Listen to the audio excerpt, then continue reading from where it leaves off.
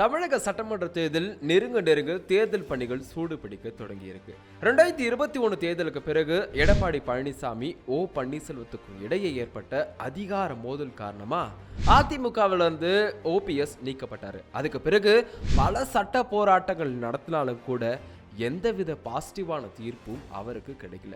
இதனால எந்த ஒரு நிபந்தனையும் இல்லாம அதிமுகவில் இணைய தயார்னு ஓபிஎஸ் சொன்னாரு. ஆனா அதுக்கும் எந்தவித பதிலையும் கொடுக்காத எடப்பாடி பழனிசாமி அதிமுகவுக்கு துரோகம் செஞ்சவர்களுக்கு வாய்ப்பே இல்லைன்னு சொல்லிட்டார். அதனால அதிமுக தொண்டர் உரிமை மீட்பு குழு என்ற அமைப்பை தொடங்கி நடத்திட்டு வராரு ஓபிஎஸ். குறிப்பா ஓபிஎஸ் கூட இருந்த மூத்த நிர்வாகிகளும் இனியும் இங்க இருந்தா எந்த ஒரு வாய்ப்பும் கிடைக்காதுன்னு சொல்லிட்டு ஒருத்தர் பின்னாடி ஒருத்தரா திமுக மற்றும் மாற்று கட்சிகளுக்கு பல்டி அடிச்சிட்டும் வராங்க. கடைசியா ஓபிஎஸ்க்கு ஆதரவா குரல் கொடுத்த செங்கோட்டையனும் அதிமுகவிலிருந்து நீக்கப்பட்டார். இதனால அதிமுக ஒருங்கிணைப்புக்காக ஓபிஎஸ் கூட சேர்ந்து செங்கோட்டையன் போராடுவார்னு எதிர்பார்த்த நிலையில திடீர்னு செங்கோட்டையன் தாவேகாவுல நுழைஞ்சாரு.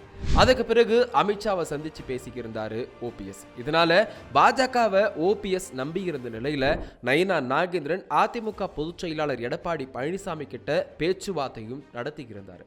அப்போ கட்சியில மட்டும் கிடையாது, கூட்டணியிலையும் ஓபிஎஸ் மற்றும் டிடிவி தினகரனை இணைக்க வாய்ப்பே இல்லைன்னு இபிஎஸ் திட்டவட்டமா சொல்லியிருக்காராம். இதனால கடும் அதிருப்தியில இருக்க ஓபிஎஸ் இனியும் அதிமுகவில் இணைய காத்திருக்க தேவையில்லை அப்படின்ற முடிவை எடுத்துள்ளதா சொல்லப்படுது. அதிமுக தொண்டர் உரிமை மீட்பு குழுவை கட்சியா பதிவு செய்ய திட்டமிட்டிருக்காராம். எம்ஜிஆர் நினைவு நாளான டிசம்பர் 24ஆம் தேதி தனது கட்சி பெயரையும் தனது அடுத்த கட்ட திட்டம் தொடர்பாகவும் அறிவிக்க இருக்காருன்னு சொல்றாங்க.